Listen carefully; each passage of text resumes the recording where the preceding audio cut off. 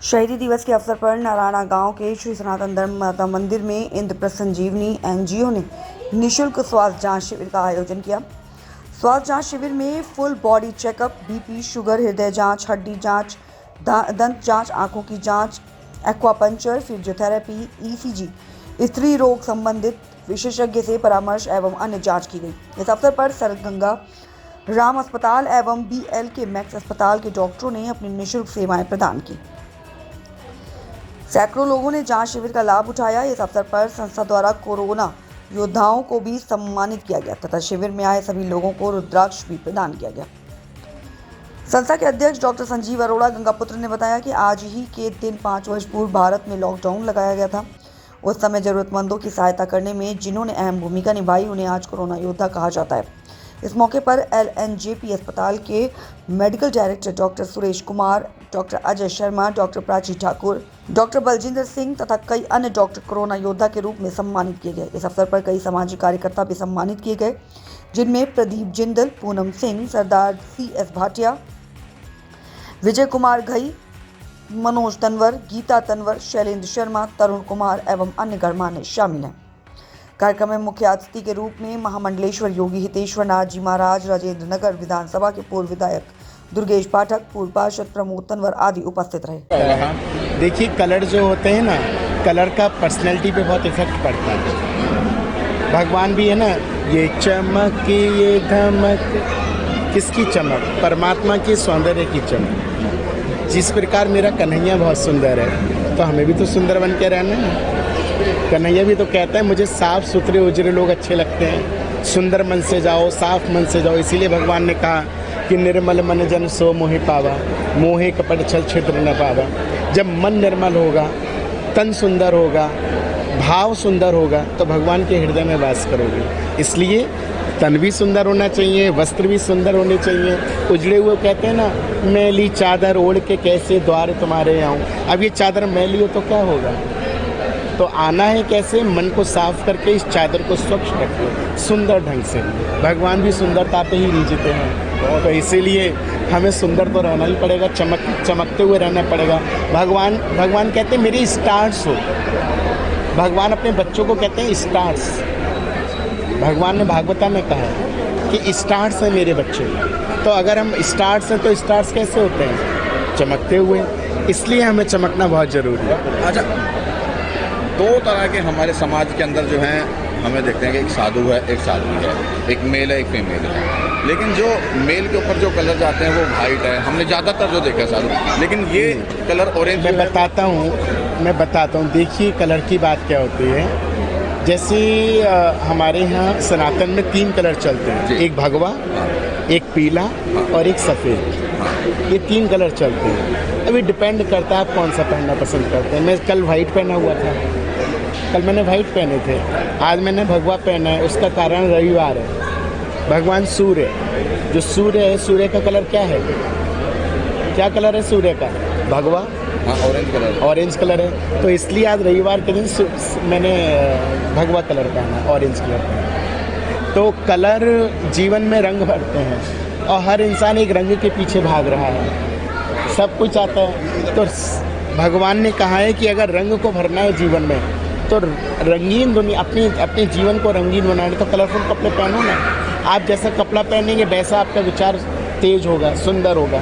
आप डल कपड़े पहनोगे तो कैसा होगा? मन भी डल हो जाएगा। तो मन को स्वस्थ रखने के लिए अच्छा खाओ, अच्छा पहनो, खुश रहो जीवन में। अच्छा, आप वृंदावन से अभी आप वहाँ की होली भी आपने खूब देखी, किस प्रकार से रही? देखिए, वृंदावन की होली तो पूरे विश्व में प्रसिद्ध है। वहाँ तो लठमार होली होती है और वहाँ की जो होली है उसका पूरे विश्व में एक उद्घोष है। हर कोई व्यक्ति वृंदावन में, जो हमारी रंग की एकादशी आती है, तो ज़्यादातर लोग वहाँ पे होली मनाने जाते हैं और पूरे भारत से ही लोग आते हैं। फॉरेनर्स बहुत आते हैं। क्यों?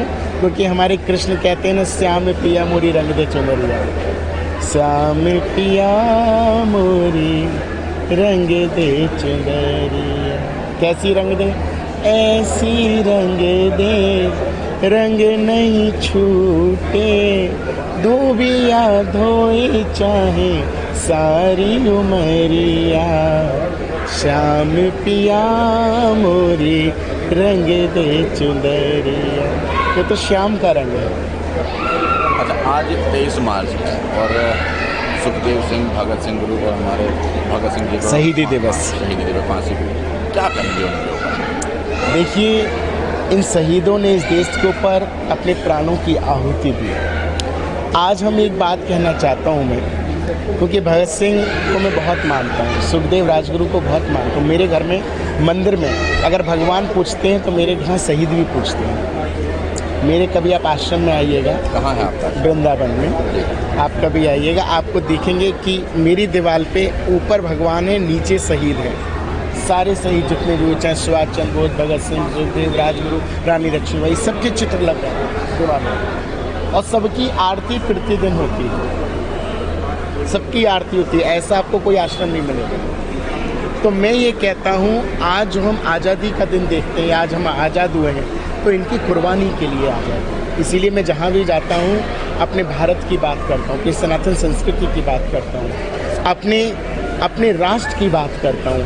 है प्रीत जहाँ की रीत, सदा मैं गीत वहाँ के गाता हूँ।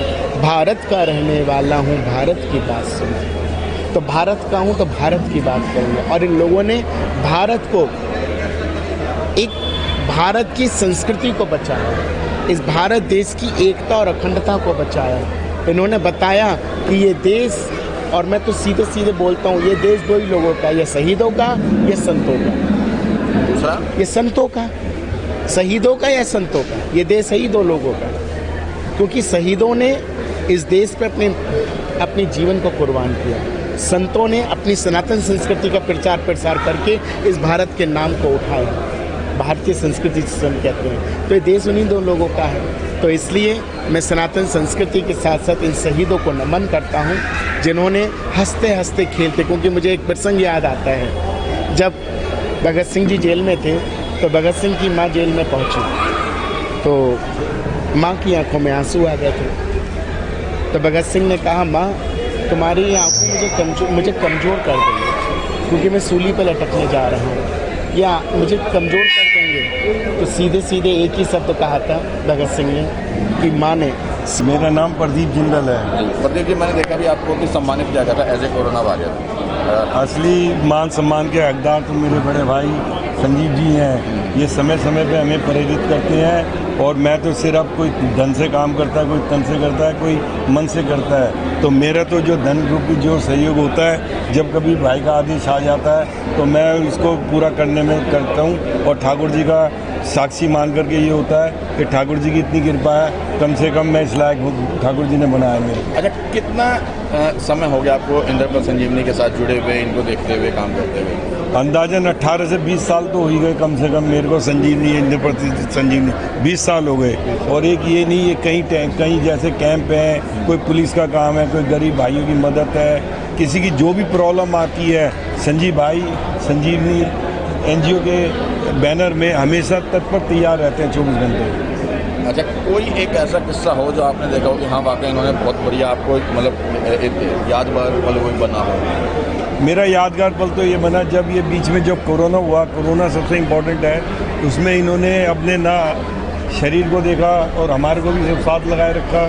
और उस टाइम तो लोग दुनिया घर में अंदर बैठ रही थी, बल्कि सड़कों पे आकर करके ये सब लोगों को एनकरेज कर रहे थे। एक हमारे हनुमान जी बन के, एक बानर सेना बन करके हमारे को सेना में सम्मिलित करके सब जगह लोगों की सेवा करी, निस्वार्थ सेवा करी।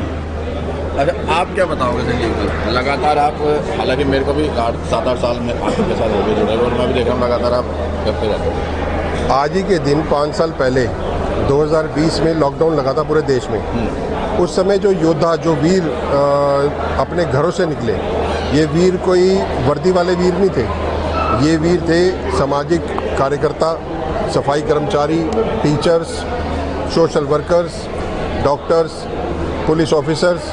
ये वो लोग थे जिन्होंने उस समय को, जो कष्ट का समय था, दुख का समय था पूरे देश के लिए, उसमें संभाला, ज़रूरतमंद लोगों को उनके घर तक राशन पहुंचाया, उनकी सेवा करी।